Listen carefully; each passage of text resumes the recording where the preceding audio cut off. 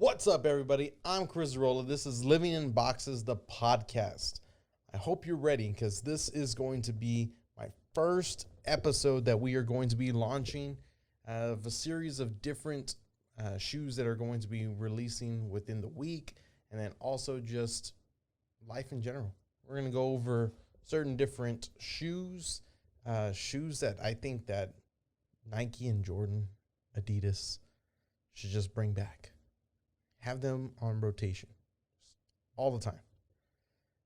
So, first thing, we have the Jordan 1 Trophy Rooms releasing today, actually.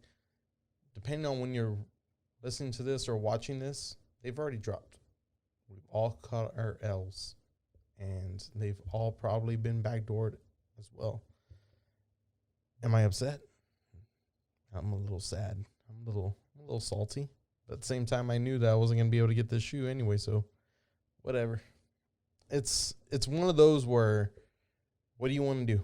Do you want to pay resale for it? Because it's going to be in thousands. I haven't looked at it yet. I'm pretty sure it's in the thousands on StockX right now. And, godly, it's a raffle-only shoe. So you know that was going to be one that's going to drop and just sell out in seconds. Everyone loves the Jordan 1. Everyone loves the Jordan 1, and the most iconic Jordan 1 other than a bread is the Chicago ones. Only 12,000 pairs too. I'm looking at it right now. That's ridiculous. That is ridiculous because we know for a fact we are not getting that shoe. I know for a fact I'm taking that L immediately. I might as well just look at something else that I could potentially buy. Oh, folks. We also have the 85 neutral gray Air Jordan 1s that are releasing as well. That's going to be everyone's consolation prize, and we're probably still going to take an L on that one as well. We have the Clot and Air Jordan 14s, the terracotta. That releases on the 11th. That'll be an easy pass. What am I talking about? Easy pass. There's not really a lot of shoes releasing this week that got my eye on, that I have my eye on. You have, the Hyper Dunks coming out. I want to say, I think it's this weekend for Barack Obama's. Oh, that's releasing Friday, everybody. Releasing Friday. So by the time you're listening to this, they may have already dropped. So if you want to get your piece of history and get the Nike Hyper Dunks, it's the first Hyper Dunk. It's the first Hyper Dunk. And it doesn't look like they did any kind of tooling to where it's like a Pro Tro like the Kobe line. I think this is a legit Hyper Dunk PE that Obama had. Looks cool. What's the price? 25,000. Oh, hell no. No way that's real. No way that is. This is Nice Kicks website, by the way. 25 grand. It's going to be for auction, I'm assuming. I sure hope so. 25 grand for the Nike Hyper Dunk. Nike Hyper Dunk. 25 grand. Is it worth it? Flip it and reverse it. I don't think so. I would not pay over retail for that shoe. But this is his specific pair that he wore. If I'm not mistaken. This is his specific pair that he wore. If you want to be a part of history, go for it. Cop yourself some Obamas. You got the All-Star T-Max, the blue and the red releasing as well this Friday. Those, oh man. The T-Max, I'm just going to say here, T-Max should automatically be re-retroed like at least once every 2 years. Different colorways, of course. Different colorways. So I would throw in the 4s. So this is the 2.0 that's releasing. I like the 2, the 3, The 4, I think everyone liked the 4. I don't know, man. I think you have to try to release those just sporadically, like throughout the year. Just maybe drop 1, 2, do some different colors also. But man, Adidas, what are you doing? What are you doing? You had the well, no, not even a trifecta. You had a starting 5. You had Tim Duncan. You had Kevin Garnett. You had T-Mac. You had Chauncey Billups. And you had Gilbert Arenas. All at the same time. You signed them all. And I'm just going to say right now that was the best innovation in shoes at that time in that era. You had bounce technology. Then you had the T-Max. I don't know if you remember. It was the T-Max that had, you would take the back part off of it and then you would spin it and it would just like, basically it would pump it up. It was not a pump, but it was a pump. You would just spin the thing and it would like just go across your ankle pretty much. Weird design. I don't know who thought of that. That was ahead of their time. Especially when you think back and look at the Kobe's, when they had Kobe. You think back of those Kobe's that they had. Yeah. Those were weird. Those were ahead of their time. They were in space shoes at that time. All the thinking at that time also was space looking funky shoes. You had the Foamposites. You had anything with a Foamposite on there. You had the Tim Duncans. Oh man, I remember the Nike Tim Duncans. Nike, if you're listening to me, please bring those back. Make them an exclusive to San Antonio only, but bring the Tim Duncans back. I'm not talking about the Foamposite ones that he wore rookie year. I'm talking about not the Duncan 1. I'm talking about the Duncan 2. The one that had that webbing all over it. It had a webbing. It's right here. Those listening, it had a webbing all over it. And it was mesh and like a plastic webbing over it. Almost looking like a sock dart type of shoe. And that was one of those innovations where Nike was kind of just like winging it and coming up with some crazy stuff. But yeah, I mean, that shoe, please bring it back. It was one of the most comfortable pair of Air Max Nike shoes that you had. I don't know about now. If I bought a pair, I saw a pair on eBay about a year and a half ago, and I wanted to buy it. It was my size. I wanted to buy it. Saw the wear and tear on it, and it was like already dark yellow. It was already probably popped, the air bubble. I wanted to buy it. But you know what? I didn't. Because a dude that was selling that shoe was asking $375 for a busted pair that I'll never, ever get to wear. And you could tell that they were beat to shit. But you know what? I wanted them. Didn't buy them. I would not pay for that shoe. Got the Carmines coming out this weekend. Carmines. One of the nicest Jordan 6 silhouette. Jordan 6 is a nice looking shoe. For me, I like the way it looks, but not on my feet. I don't know what it is, but it's a lot of their shoes that they release that they look really, really nice, but they don't look good on me. I don't know what it is. I mean, it saves me money because I already know that the Jordan 6 isn't for me. But damn, I want the infrareds. I love the infrareds. I love the white infrared ones that they had. I love the black infrared. I love the Carmines. Oh man. I think those are the only 3 that I would buy. I wouldn't try going into the champagnes, the cigars, anything like that. That the Brazil pack wouldn't do anything like that for the Jordan 6s. Just those 3 colors. That's it. But God, sometimes that they release some bangers, they re-retro some shoes every now and then. But let me tell you, the Jordan 1,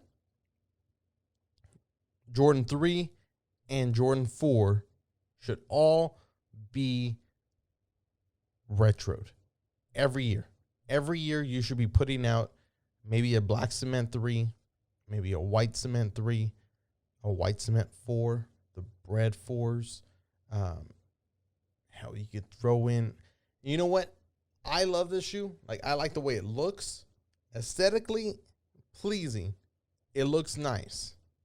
Everyone hated the shoe when it came out. Every single person hated the shoe when it came out, other than the people that had the shoe, because this thing went straight to clearance in a matter of like a month. It was already on the clearance shelves, marked down, and still sitting there. I want to say it was on clearance for about like 6 months. It was that, and then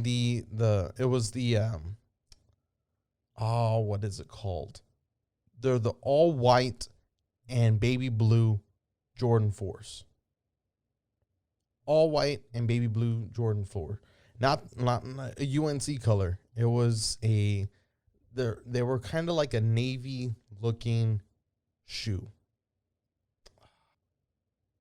Oh, they're the military. That's exactly what they were called. They were the military 4s, military blue 4s. Everyone hated that shoe. Everyone hated it. I like the way it looks. I still to this day like that Jordan 4. That Jordan 4 looks clean. I would wear it. But you know what?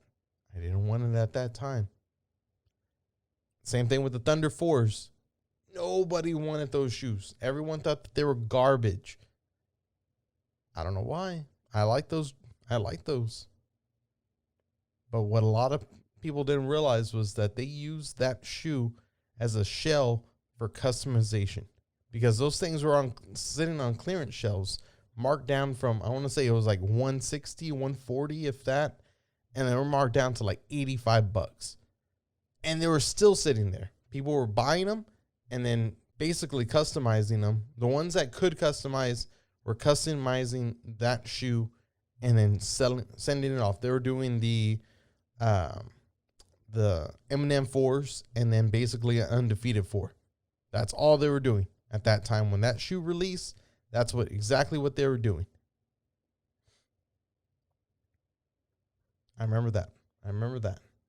No one liked those 2 4s. They released around the same time, and no one liked them. To me, I think I probably wouldn't wear the Thunder 4s. Let's be real. I wouldn't wear the Thunder 4s. I would wear the military 4s. But I'm saying, Nike, you should be bringing these back. Jordan Brand, you should be bringing that shoe rotationally back. I mean, think about all the stuff that they're putting out. You have these funky colorways. Just hit your bangers. Release the bangers every year or every other year. Release them on a certain day. You get the Jordan 1, you get a Jordan 4, and you get a Jordan 3. Release all those a certain day of the year. Mark it on our calendars, or do a surprise drop. Just a secret drop. Those shoes are not going to sit on shelves. I don't care who you are. Those shoes will always be a buy one, stock one type of thing. And the ones that I have stocked, I'm going to throw on my feet. And then the other ones are going to get on the shelf. Guaranteed. At least you can know for a fact that you ain't got to worry about beating the hell out of your Jordan 4s, 3s, 1s, without knowing that you have, if I can afford to get a replacement for it. Because that's the thing. Like the Jordan 1s, I love my Chicago 1s. I wear those constantly. I know that they're already beat to hell. They don't look too bad. They look pretty good. But I know that I need another pair. But do I want to pay $1,000? Or am I cool with my pair? I'm cool with my pair right now. I don't need to pay $1,000 for it. I don't need to pay $1,000 for it.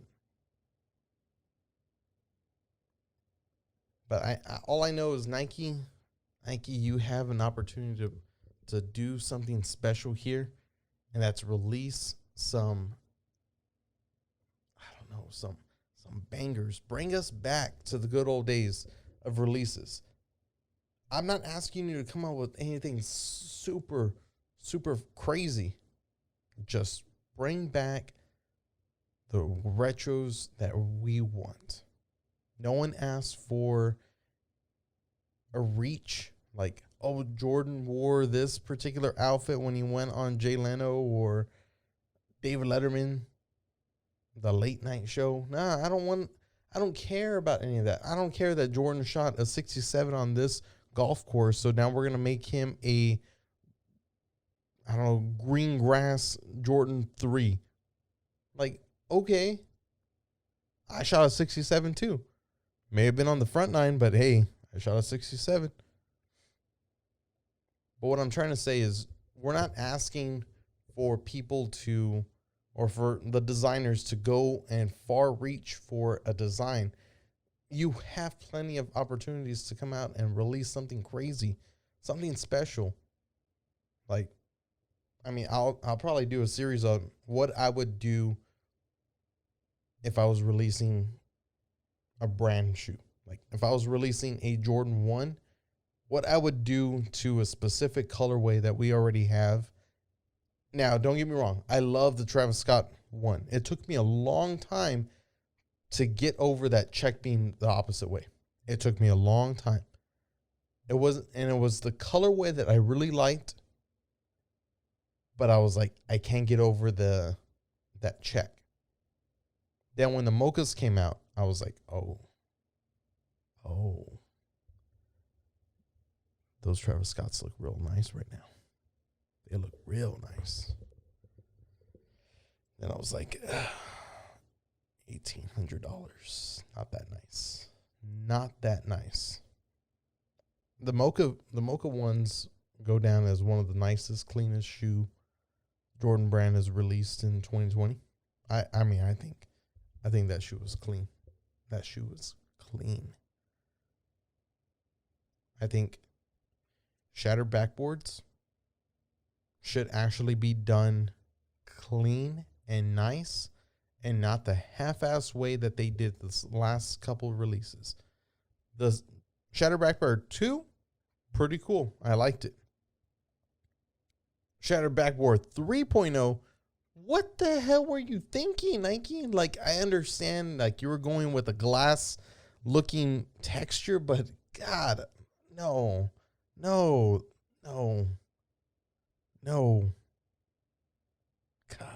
maybe, you know what you could have did? I'm just gonna say this, for me, my personal opinion. You could have done the same shattered backboard with a orange check. The orange check, you could have did it and put that texture on the check. Everything else could have been blacked out like the way it was. Solid matte, the way it was. But God, you did it dirty. You did all of us dirty. Because that's what we wanted.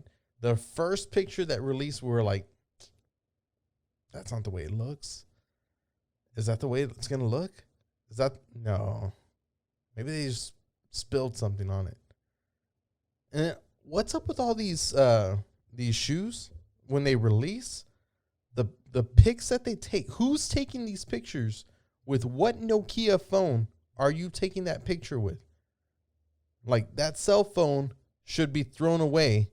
If you're taking a picture, I don't care how quick it is, real quick, just snap. No. Technology has come so far nowadays that there's no excuse that why a shoe or any kind of leak should look blurry and grainy for whatever reason. I'm saying should not be leaked like that in any way. There's no excuse for it. But man, when we saw that, I want to say everyone in the community was pretty pissed. I'm pretty sure everyone listening, watching, you were pissed when that shoe got released. Now, the people that did like Sneakerhead in the Bay, I remember David Got Kicks. I think they were doing they weren't the first ones. There was plenty of other ones doing it. I think De Jesus Customs did one. I can't remember the original person. I remember what he did was he just put the alcohol on it, or the acetone. I'm sorry, the acetone, and he just rubbed that all off, rubbed all of it off, and it looked completely clean. But I'm gonna tell you right now, what threw that entire shoe off, other than the fact that you had a patent leather, basically looking Jordan 1, you did not put a normal Jordan 1 outsole on there. Like the white outsole with the orange or black bottom. That's what I'm talking about. You threw an off-white looking sail. I don't know what that color was, but it looked awful.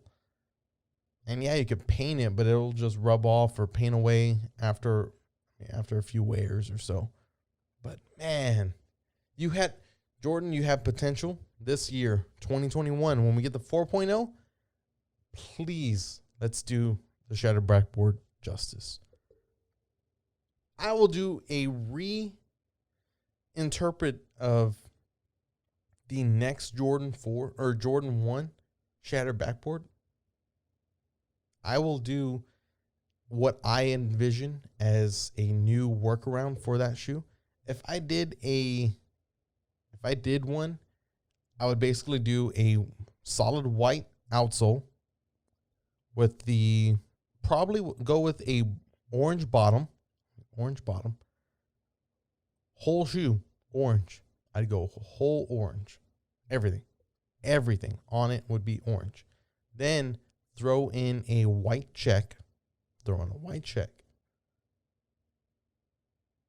black tongue. Oh, no. My bad. No. All orange, white check, and then throw in a hint of maybe a white collar, black collar, white tongue, black laces. That's what I would do. Jordan, if you're listening or watching, please do something like that. I will do a video what I would do with that shoe, so that way those watching or listening can go to the channel and watch it and see what I would do to that shoe. It will do a couple shoes. It will do a live stream or something. But I mean, Valentine's Day coming around also. By the time you're listening to this, Valentine's Day is around the corner. So make sure you get your loved one or special someone something. Wear your mask. Or mask up. Glove up. Protect yourself, if you know what I mean. But yeah, I mean, Jordan has the opportunity to kill it 2021. They're releasing some decent shoes, and I like it. You got the Carmines coming out right now. You have a few other Jordans that are pretty clean, that are already planned to release this year. And I'm excited.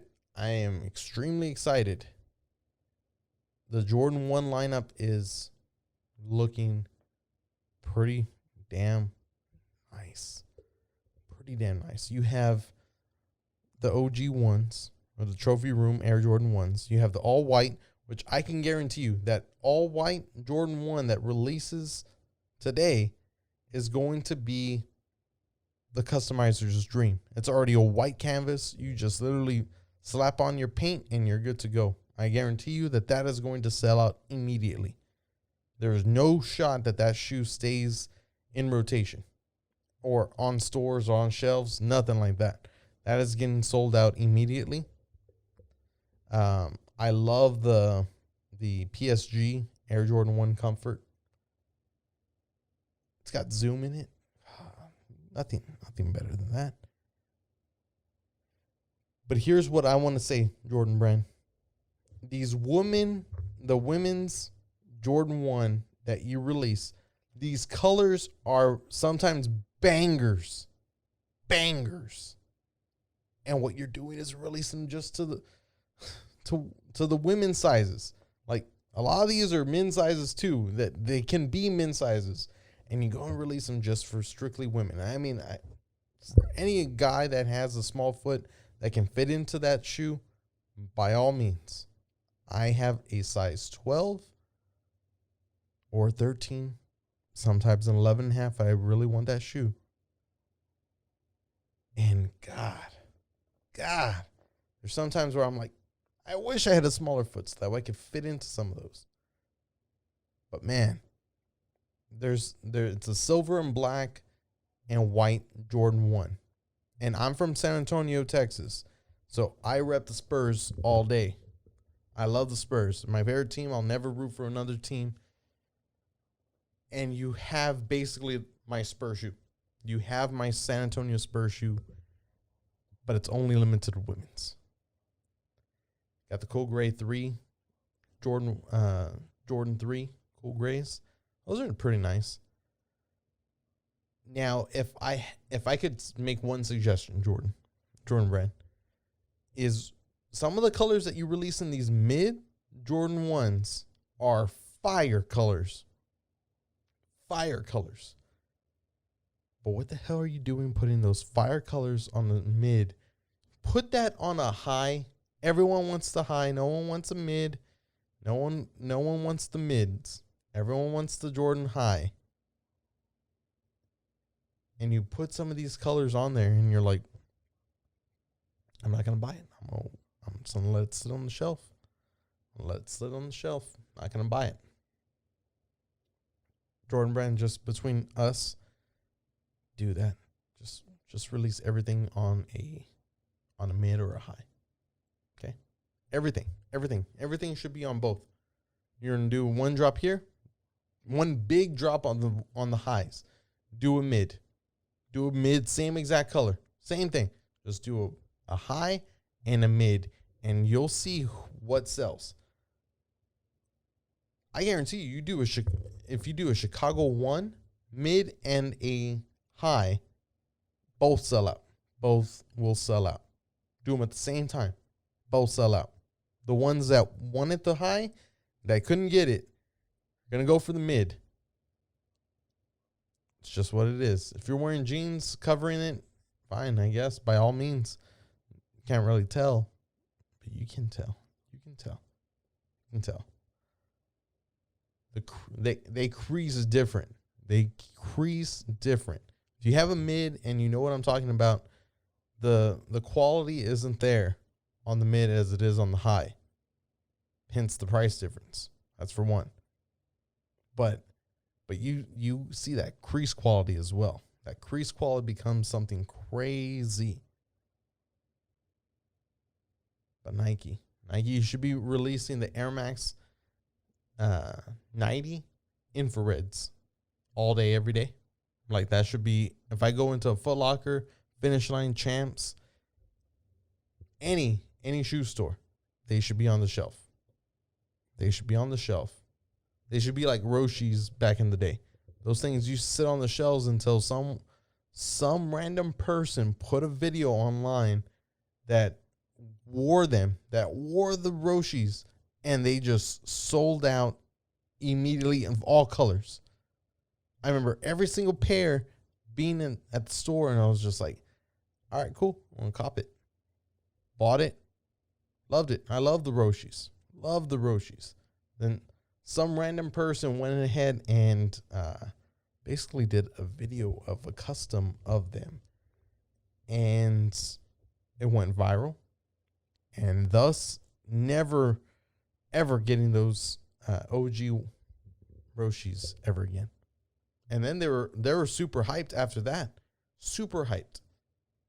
That was when the Yeezy phase came out, where they released that Air Max. I think it was called like a Air Max 1 Air B or FB. It was basically a Yeezy colorway. Clean Air Max 1. Clean. Then they released the Yeezy, or it was like the Nike FB or something like that, Roshi. That one was also clean. That one was also nice. Remember, I had me a pair of Nike ID Yeezys. You were able to customize them basically. And I remember having them. And then I bought some from Angela's Paint. It was like a glow pigment. You just add some water and just use the paintbrush on it. Applied the even coats to it. And that thing glue like bright. It looked like an LED. And it didn't have to be outside for like more than like 5 seconds. And then immediately it was just instantly bright. More than any glow shoe. If you can see right here, I have the Red Octobers above me. Above that, over here, about the Solar Reds. They're the Solar Reds that are up there as well. And those glows are nothing compared to what that pigment did to that sole of that shoe. Loved it. I loved it because I'd walk around. I remember going to the zoo and it was like dark in one area. Those things just like lit up instantly. Lit up. Remember everyone just like, what the hell are those? What Nikes are those? Yeah, that was a flex move. That was a flex move. But, I mean, what do y'all think? Do y'all think that Jordan should be re-releasing a lot of these retros over and over again?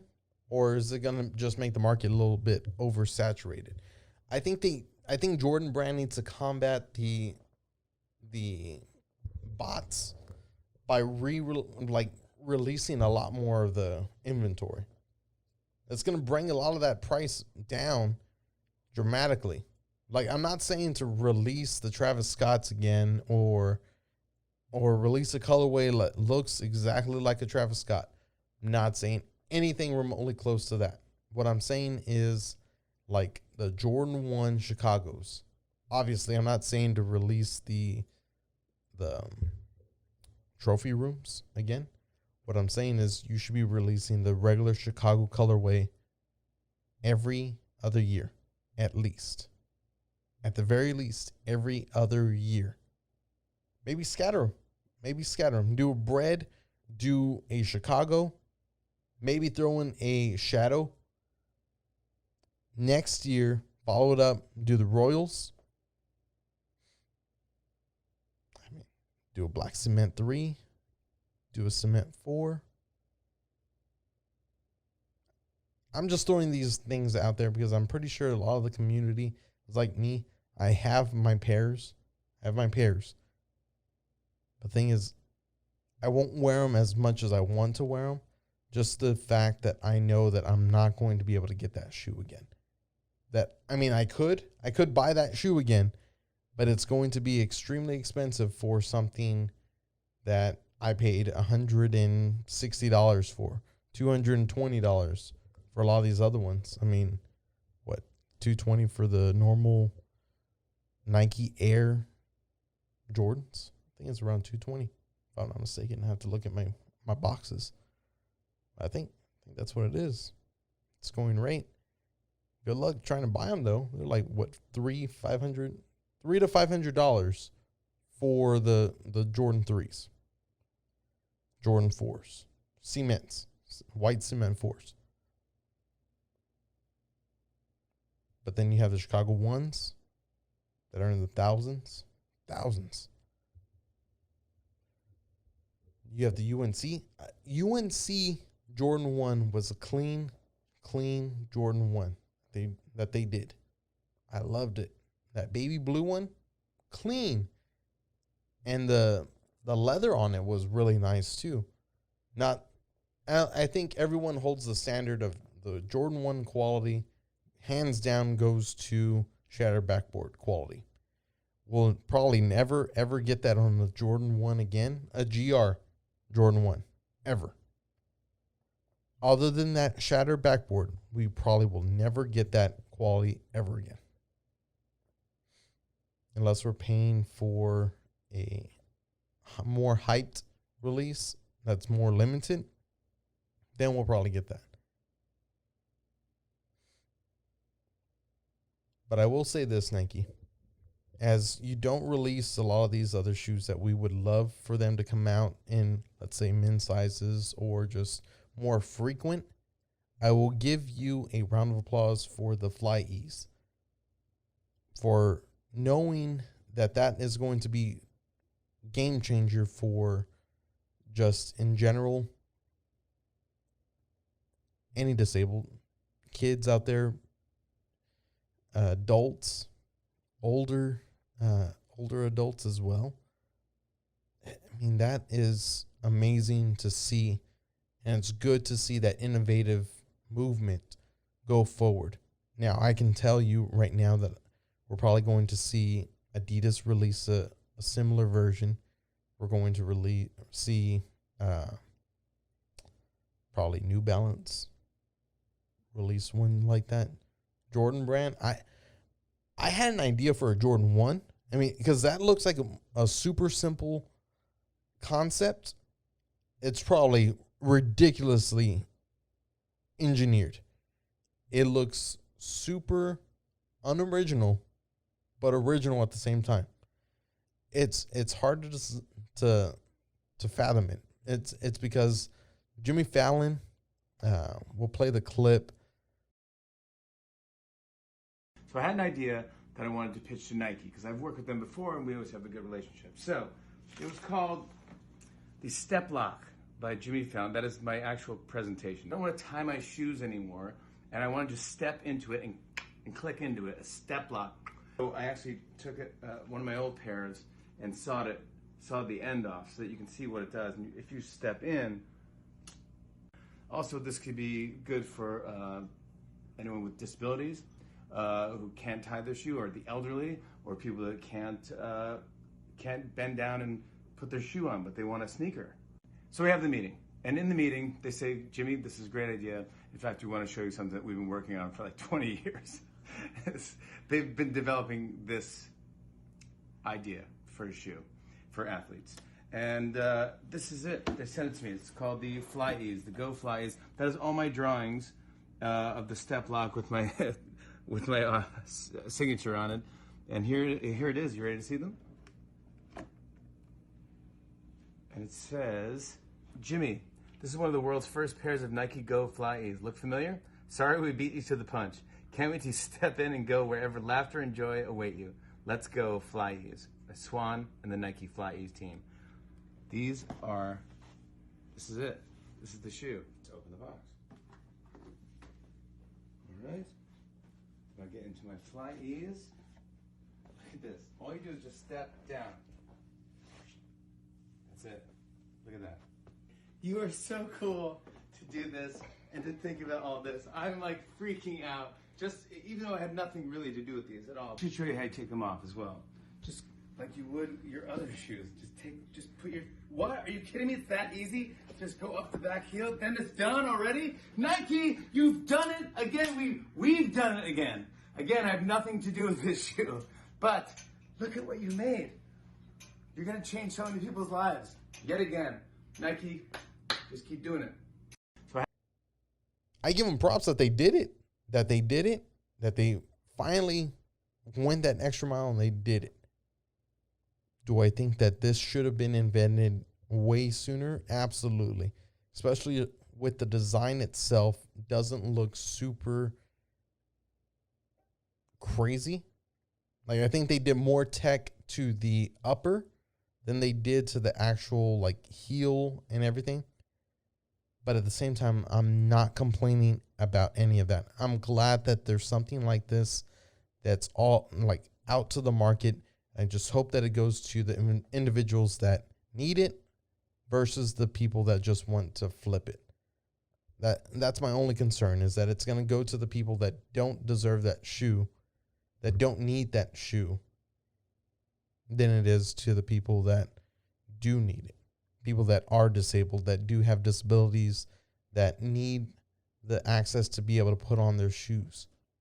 Is that shoe is fantastic because it lets everyone know that we're going in the right direction for innovation, where it may not be the biggest groundbreaking design ever invented. Like, it's not like a Air Mag where it's self-lacing or anything like that. Nothing in regards to that, but it's the first of its kind, and they made it really, really, really, really good. That's what I'll say. That's what I will probably finish off with. What do you think? Should Jordan Brand and Nike re-release some of these shoes that they've got in the vault every 2-3 years or so? Or do you think that the markup is just going to go, or the want for that shoe is going to go down? I think you'll get to see who's in the sneaker game and who's not in the sneaker game when you look at something like this. That's my opinion, but at the same time, it is what it is. I think that this is one of the best times to be alive. Given the circumstances that we're living in right now, you don't necessarily need to buy shoes. But if you have the means, if you have the opportunity to purchase some of these Jordans or Nikes or New Balances, Saucony, Puma coming out with crazy designs, shoes, everything like that. I like it. I like Puma. Just came out of nowhere a couple of years ago. I always liked Pumas as more of a lifestyle shoe and then a running shoe. Then they came out and just said, screw the game, we're going to tear it up and release basketball shoes. They did pretty good. The cushion in those shoes are pretty great as well. But I will tell everyone this. This is a great time to be alive as far as what innovation's doing in these next few years. We're seeing electric vehicles become more popular and adopted by a whole bunch of different manufacturers. So seeing that this Nike Flyease is going in the right direction, we're going to start seeing other brands do this. I can imagine that this is going to be something that's going to be done with different models that we already know and love. I can see it on the Air Max 90. I can see it on Jordan 1 for sure. 3, 4, you name it. Every single Jordan out there is going to have some type of design like this. And if it doesn't, I'm going to be very surprised that they don't come out with anything like this. But I will be certain that this is going to be something that's going to revolutionize the sneaker game. And it's a good thing. It's a good thing because it's heading in the right direction in the fact that it's helping others that can't be able to do and feel more welcome to society. That's what I got to say. But thank y'all very much for tuning in. I really appreciate it. This was the first episode of the Living in Boxes podcast. That is living in boxes. As in, I live in boxes as far as shoe boxes. We keep this on deck. Appreciate every single one of you coming in, tuning in, watching, listening on the podcast. I really appreciate it. Tell someone you love them. Peace out.